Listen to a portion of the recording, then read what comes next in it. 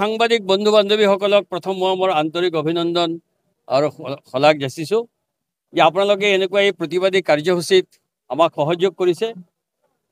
ভাৰতবৰ্ষ তথা বিশ্বৰ বুকুত আপোনালোকে প্ৰচাৰ কৰি এই কথা যি আমি ক'ব বিচাৰিছোঁ, আমাৰ যি উত্তাল প্ৰতিবাদ কণ্ঠ, এইটো আপোনালোকে বিয়পাই দিব এই আশা কৰিছোঁ। সেইকাৰণে পুনৰ এবাৰ আপোনালোকক কৃতজ্ঞতা আৰু ধন্যবাদ যাচিছোঁ। যে যোৱা 5 আগষ্টৰ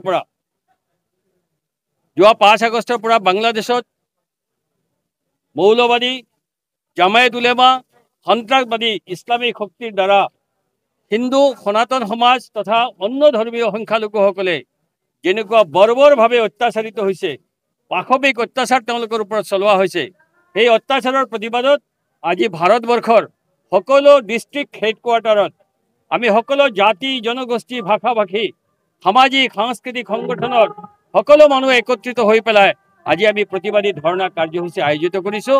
এয়া কেৱল কোকৰাঝাৰ জিলাতে নহয়, সম্পূৰ্ণ ভাৰতবৰ্ষৰ সকলো জিলা কেন্দ্ৰত হৈ আছে।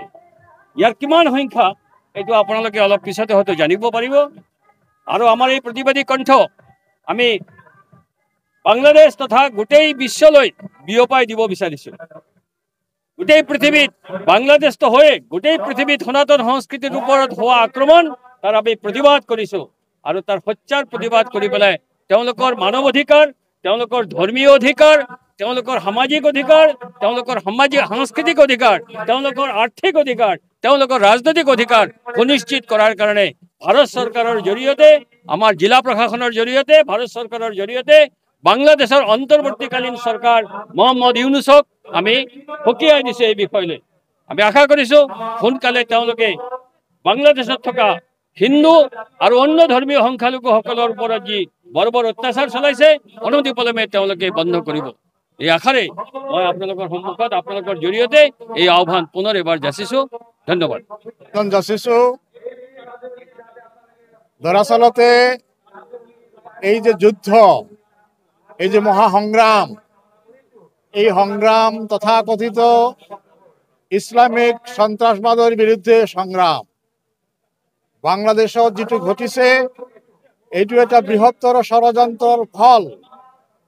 ইছলামিক সন্ত্ৰাসবাদৰ মূল যে মন্ত্ৰ আছে সেইটো হ'ল মুল্লাত আৰু কাফেৰ, মানে পৃথিৱীৰ সকলো মুছলমান ভাই আৰু অমুছলিমসকল কাফেৰ, আৰু কাফেৰসকলক হত্যা ধৰ্ষণ লুণ্ঠন কৰিলে গাজী এনেকা উপাধি পোৱা যায়। ইছলামিক সন্ত্ৰাসবাদেৰ এইটো মূল মন্ত্ৰ।